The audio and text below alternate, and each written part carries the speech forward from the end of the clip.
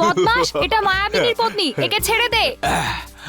তাহলে তো এই সুন্দরীর এই মহাবলবান বালি স্ত্রী হওয়া উচিত। বাঁচাও স্বামী! মহারাজ মায়াবী!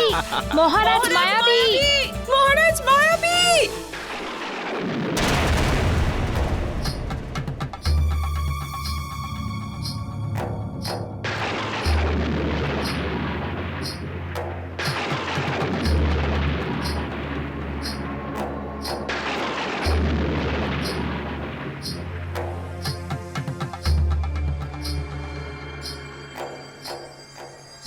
মায়াবনী, আচ্ছা, নিজের সখীদের পেছনে লুকিয়ে আমাকে খেলা দেখাচ্ছ?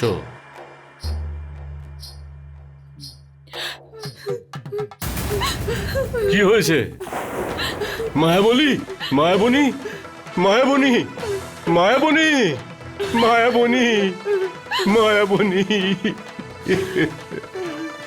কে করেছে এইসব? কে করেছে আমার প্রিয় পত্নী মায়াবনীর ওপরে অত্যাচার? কিষ্কিন্ধার নরেশ বালি। বালি!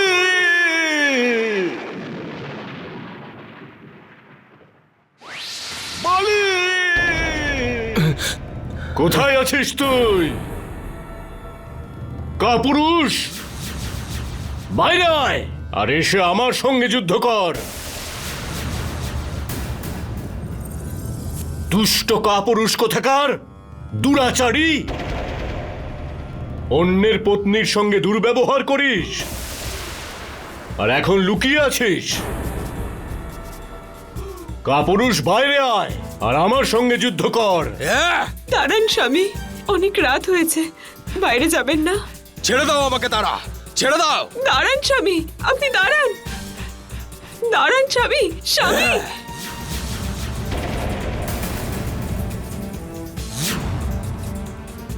মায়াবী, রাত্রিবেলা অসুরদের শক্তি বেড়ে যায়, বাড়তে দাও। ওর শক্তি আমার শরীরেই চলে আসবে। তবু আপনি এখন যাবেন না? না সুগ্রীব, ও আমার পৌরসত্ব নিয়ে কথা বলেছে, আমায় বারবার কাপুরুষ বলেছে, আমাকে অপমান করেছে। আর আমাকে যে কাপুরুষ বলে সে না তো জীবিত থেকেছে আর না তো জীবিত থাকবে। তাহলে আমিও সাথে যাচ্ছি, চলো।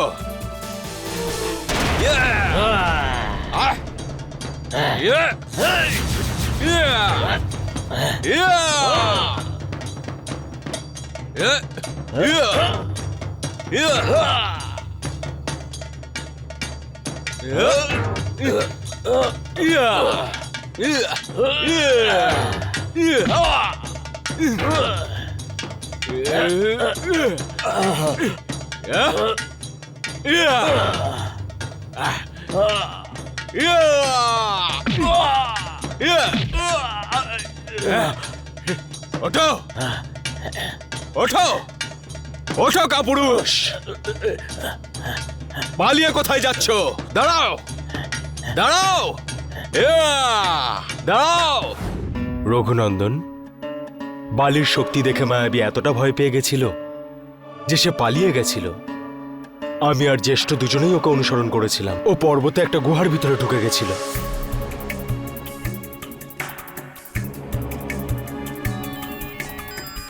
দাঁড়া! জ্যেষ্ঠ বালি, এখান থেকে চলুন, জানি না এই মায়াবী কখন গুহার বাইরে আসবে। না সুগ্রীব, আমি মায়াবীকে বিনাশ করেই কিষ্কিন্ধায় ফিরে যাব। মায়াবীর দ্বারা আমি বিশ্বকে জানিয়ে দেব যে বালিকে যুদ্ধে আহ্বান করার অর্থ নিজের মৃত্যুকে আহ্বান করা। তুমি গুহার বাইরে দাঁড়িয়ে আমার জন্য প্রতীক্ষা করো। যথাজ্ঞা জ্যেষ্ঠ। মায়াবী! 1 বছর আমি গুহার মুখ্য দ্বারে দাঁড়িয়েছিলাম রঘুবীর। আমার জ্যেষ্ঠ বালির জন্য প্রতীক্ষা করছিলাম, কিন্তু গুহার বাইরে না তো বালি ফিরে এলো আর না তো মায়াবী। আমরা মহারাজ সুগ্রীবকে নগরীতে ফিরে যাওয়ার অনুরোধও করেছিলাম, কিন্তু উনি রাজি হননি।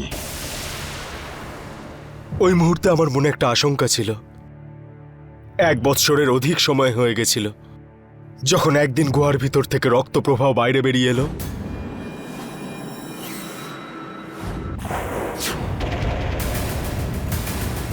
আমি আমার ধৈর্য হারিয়ে ফেলেছিলাম রঘুনন্দন, কারণ গুহার ভিতর থেকে মায়াবীর গর্জন তো শুনতে পাচ্ছিলাম, কিন্তু বালির আওয়াজ আসছিল না। আমি ভাবলাম যে আমার জ্যেষ্ঠ বালির মৃত্যু হয়ে গেছে, আর যেই মায়াবী বালিকে এভাবে হত্যা করতে পারে সে কতটা বলবান হতে পারে। ও যাতে গুহার থেকে বাইরে না বেরিয়ে আসে সেটা ভেবে আমি গুহার মুখে একটা ভারী শিলা রেখে দিয়েছিলাম।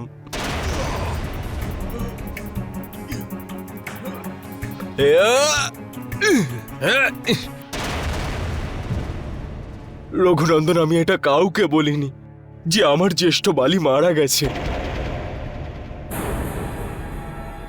আমি চুপচাপ কিষ্কিন্ধায় ফিরে এলাম। কিন্তু আমরা মন্ত্রীরা এটা জেনে গিয়েছিলাম কিষ্কিন্ধার সিংহাসন 1 বর্ষেরও অধিক কাল শূন্য ছিল, কিন্তু যেভাবে একটি পরিবারকে চালনার জন্যে একজন কর্তার প্রয়োজন, ঠিক তেমনি একটি রাজ্য পরিচালনার জন্যে একজন রাজার আবশ্যক। হে রঘুবীর, সেই জন্য আমরা মন্ত্রিমণ্ডলীর সিদ্ধান্ত নিয়েছিলাম যে মহারাজ সুগ্রীবকেই আমাদের সিংহাসনে বসাই। কিন্তু মহারাজ সুগ্রীব শুনছিলেন না। প্রভু, উনি বলতে চাইছিলেন আমাদের মহারাজ বালির জন্য আরো প্রতীক্ষা করা উচিত ছিল। কিন্তু মন্ত্রী পরিষদ ওনার কথা না শুনে সুগ্রীবের রাজ্যাভিষেক করিয়ে দেয়। स्वस्ति न इन्द्रो वृद्धश्रवाः स्वस्ति न पूषा विश्ववेदाः स्वस्ति नस्तारक्षो अरिष्टनेमिः स्वस्ति नो बृहस्पतिर्दधातु। সুগ্রীব, তুমি দ্বার কেন বন্ধ করে দিয়েছো? সুগ্রীব, দ্বার খোলো। সুগ্রীব,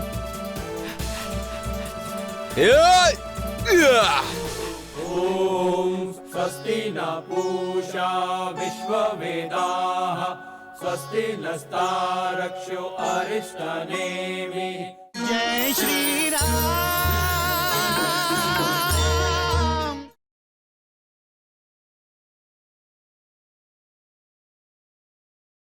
जय श्री राम। সুগ্রীব,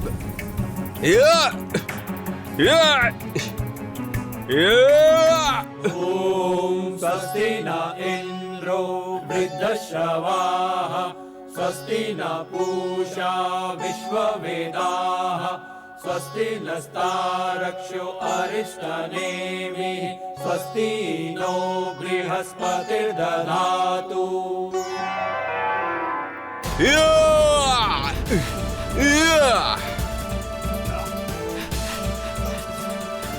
সুগ্রীব,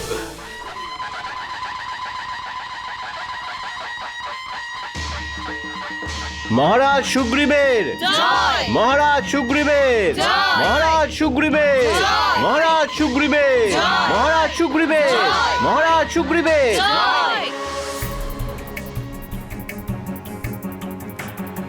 সুগ্রীব, মহারাজ বালি। মহারাজ বালি এখনো জীবিত? আর ওদিকে মহারাজ সুগ্রীবের রাজ্যাভিষেক হচ্ছে। এখন কি হবে? মহারাজ সুগ্রীবের জয়! মহারাজ সুগ্রীবের জয়! মহারাজ সুগ্রীবের জয়!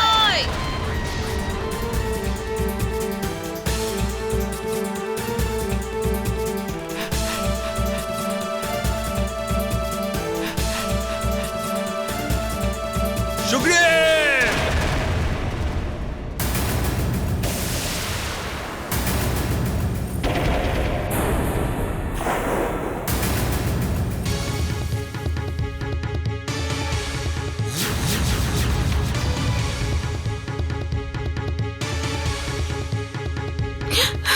স্বামী,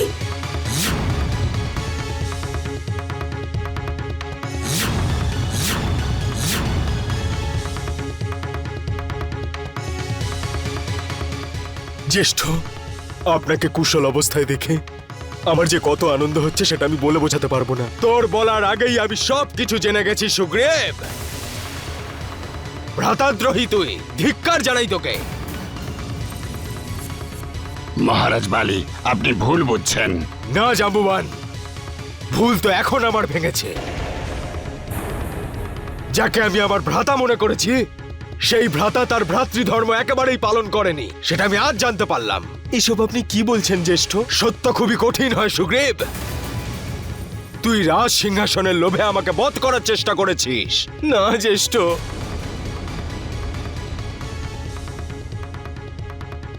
আমার রাজ্য আর সিংহাসনের কোনো আসক্তি নেই। রাজ্যের রাজার আবশ্যিকতা ছিল, সেই জন্য মন্ত্রী পরিষদ আমায় সিংহাসনে বসিয়েছিল। যদি কোনো অপরাধ করে থাকি আমি, তাহলে ক্ষমা করে দিন। তোমার অপরাধ ক্ষমা করার যোগ্য নয় সুগ্রীব। না জ্যেষ্ঠ, এই সিংহাসন আপনার, আপনি এখানকার রাজা।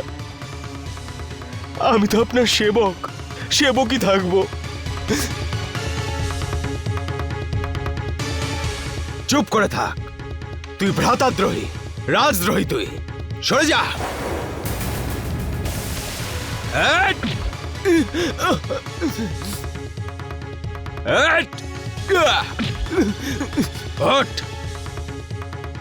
ওঠ কাপুরুষ।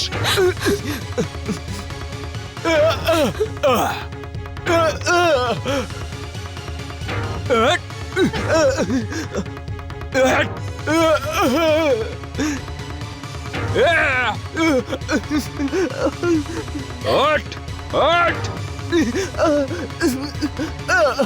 ওঠ।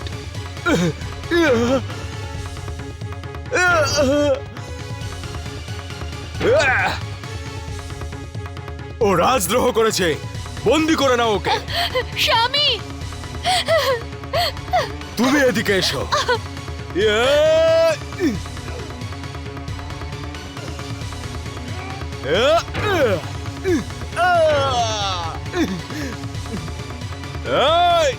স্বামী, তুমি কোথায় যাচ্ছ? আজ থেকে তুমিও আমার বন্দিনী। স্বামী, স্বামী, আমাকেও আপনার সঙ্গে নিয়ে চলুন। আমাকে এই দুষ্টের হাত থেকে বাঁচান। আমাকেও আপনার সঙ্গে নিয়ে চলুন স্বামী।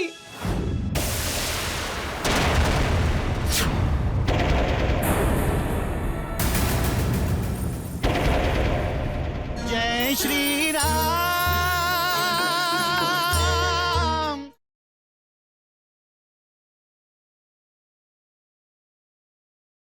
জয় শ্রীরাম। রঘুনন্দন, আমি কিষ্কিন্ধা থেকে না পালালে বালি আমাকে মৃত্যুদণ্ড দিত। ও অনেকবার আমাকে অনুসরণ করেছে, অনেকবার আমাকে মারার চেষ্টা করেছে। শেষ পর্যন্ত এই ঋষিমুখ পর্বত আমাকে আশ্রয় দিয়েছে, কারণ অভিশাপ বশত বালি এই পর্বতে আসতে পারবে না। রঘুনন্দন, আপনি আমার কষ্ট বুঝতে পারবেন। আমি আজ পর্যন্ত আমার স্ত্রীর সেই বিলাপ শুনতে পাই।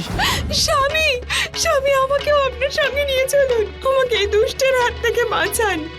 আমাকেও আপনার সঙ্গে নিয়ে চলুন স্বামী।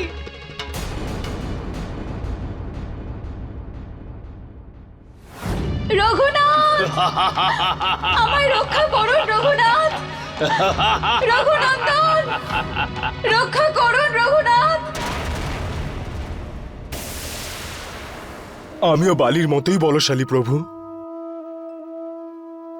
কিন্তু আমার প্রিয় স্ত্রী রোমাকে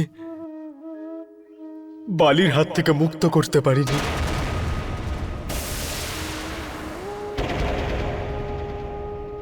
মৃত্যুর ভয়ে আমি বালির কাছ থেকে এদিক ওদিক পালিয়েছি, লুকিয়ে থেকেছি। জানি না আমার স্ত্রী আমার ব্যাপারে কি না কি ভাবছে। লক্ষণ আমার ভ্রাতা, জানি না সেটা এখন কোন অবস্থায় রয়েছে। ও কি ভাবছে আমার সম্পর্কে? বিবাহের সময় দেওয়া প্রতিজ্ঞা আমি রাখতে পারিনি প্রভু। প্রভু, আমি আমার স্ত্রীর রক্ষা করতে পারিনি। লক্ষণ, বিবাহের সময় আমি শপথ নিয়েছিলাম যে আমি সুখ আর দুঃখের প্রতি পরিস্থিতিতে আমি সীতার সঙ্গে থাকব, কিন্তু আমি আমার প্রতিশ্রুতি পালন করতে পারিনি লক্ষণ। ধিক্কার জানাই আমি আমার নিজের জীবনকে, এই বাহুবলকে ধিক্কার জানাই নিজেকে, ধিক্কার। ধিক্কার, ধিক্কার আমার অস্ত্র শস্ত্র বিদ্যাতে, ধিক্কার। মিত্র সুগ্রীব, যে তার মিত্রের দুঃখে দুঃখিত না হয় সে সত্যিকারের মিত্র হয় না। সত্যিকারের মিত্র সেই হয় যে তার পাহাড়ের সমান দুঃখকে ধুলোর সমান মনে করে, আর তার মিত্রের ধুলোর সমান দুঃখকে পাহাড়ের সমান মনে করে।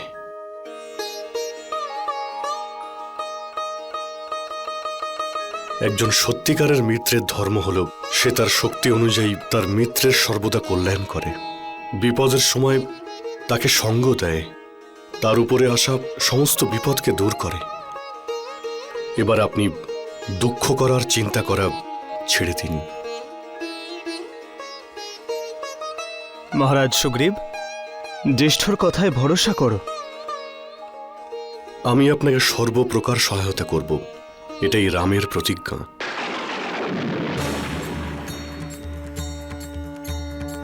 আমার কাছে সূর্যের সমান তেজস্বী আর তীক্ষ্ণ বাণ রয়েছে, যা কখনোই ব্যর্থ হয় না। সে তার লক্ষ্যকে ভেদ অবশ্যই করে।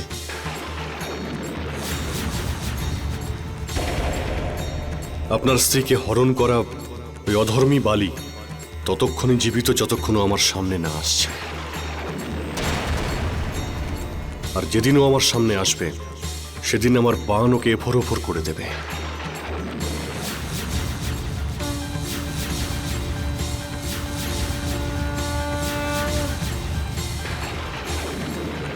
ব্রহ্মা আর মহাদেবের শরণে গেলেও ও প্রাণে বাঁচতে পারবে না।